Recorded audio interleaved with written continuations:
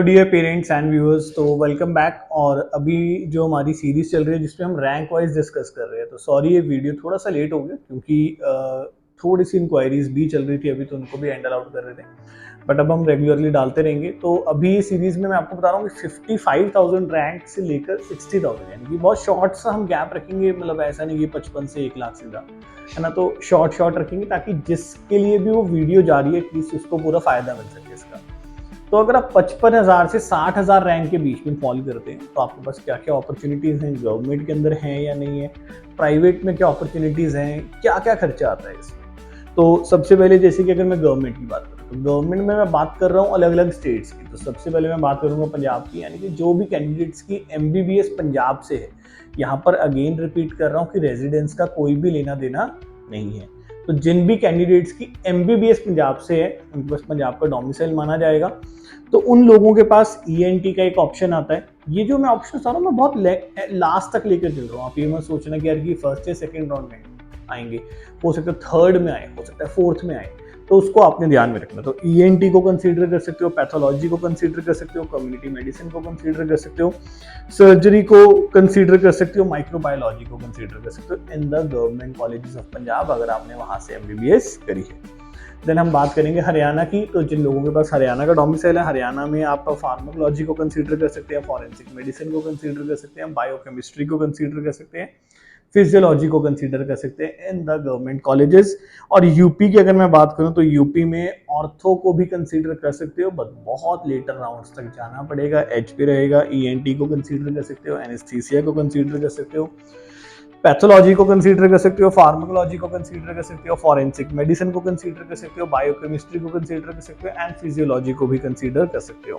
तो अगर मैं हिमाचल प्रदेश की बात करूँ तो हिमाचल प्रदेश में कोई बहुत ज़्यादा ऑप्शन नहीं है, सिर्फ कम्युनिटी मेडिसिन का ऑप्शन आता है, तो उसको कंसीडर कर सकते हो। और अगर ऑल इंडिया कोटा से जा रहे हैं, यानी कि आप अपनी स्टेट से नहीं 50% ऑल इंडिया कोटा से सीट निकालने का प्लान कर रहे हैं, तो in that case pharmacology, community medicine, anatomy and microbiology.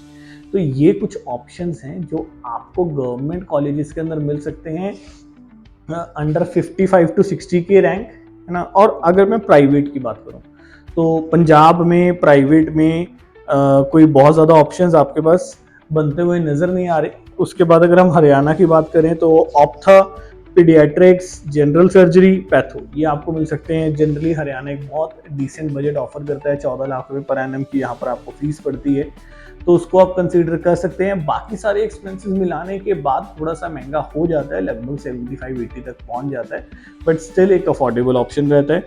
UP के अंदर आप डर्माटोलॉजी अगर लेना चाहते हैं तो आपको माइनॉरिटी कॉलेजेस में मिलेगा, लगभग 40 के करीब को आपका बजट चल जाता है। जनरल मेडिसिन की बात करें तो वो भी आपको माइनॉरिटी कॉलेजेस में मिलेगा, लगभग 40 के आसपास बजट रहेगा वहाँ पे। उसके बाद अगर मैं नॉन माइनॉरिटी कॉलेजेस की बात करूँ तो वहाँ पर आपको पीडियाट्रिक्स मिल सकता है, ऑर्थो मिल सकता है, TBRD मिल सकता है, ऑप्थेमोलॉजी मिल सकता है, साइकेट्री मिल सकता है, ENT मिल सकता है, जनरल सर्जरी मिल सकता है। तो ये आपके कुछ ऑप्शंस बन जाते हैं वहाँ पे। उत्तराखंड की अगर हम बात करें, और ये जो यूपी के ऑप्शंस हैं लगभग 25 से 30 की रेंज के बीच में रह सकते हैं। बजट आगे बढ़ेगा तो देखते हैं क्या आएगा नया बजट। उत्तराखंड की बात करें तो ऑप्थेमोलॉजी ले सकते हो आप, TBRD ले सकते हो, जनरल सर्जरी ले सकते हो, साइकेट्री ले सकते हो, ENT ले सकते हो। बजट रेंज की बात करो अगर आप यहाँ पर भी तो लगभग 25 से 30 का बजट रहता है। 25-30 का मतलब है जहाँ पर भी 25-30 का बजट है, यानी कि 1 CR के अंडर आपका जो ये MD-MS का प्रोजेक्ट है ये कंप्लीट हो जाएगा।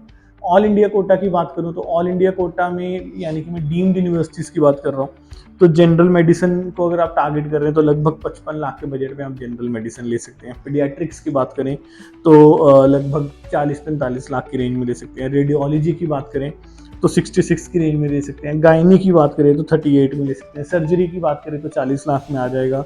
ENT का लगभग 30 लाख की रेंज में आ जाएगा। साइकेट्री का लगभग 22 लाख रुपए की रेंज में आ जाएगा। और अगर मैं डर्मा की बात करूँ तो लगभग ये भी 68 की रेंज में आ जाएंगे। तो ये कुछ ऑप्शंस हैं जो आप ऑल इंडिया कोटा से भी कंसीडर कर सकते हैं। अगर आपको कोई भी अपडेट चाहिए, कुछ चाहिए, तो आप हमारे गिवन लिंक है यहाँ पर, आप उस लिंक को ज्वाइन करिए, आपको सारी लेटेस्ट अपडेट्स उसमें मिलेंगी। हम टाइम टू टाइम वहाँ पर जो भी अपडेट्स आ रही हैं वो डालेंगे, जो नेसेसरली यूजफुल कटअप्स हैं वो डालेंगे। ऐसे आपको जो भी वीडियो आ रही है वो भी वहाँ पे आपको मिल जाएंगी। और अगर आप हमारे से मिलना चाहते हो तो हमारा ऑफिस दिल्ली में है, जनकपुरी में, चंडीगढ़ में है, तो आप हमसे चंडीगढ़ या दिल्ली ऑफिस में आके पर्सनली मिल भी सकते हैं और अपना एक फ्री 1-to-1 काउंसलिंग सेशन भी बुक कर सकते हैं। Thank you so much.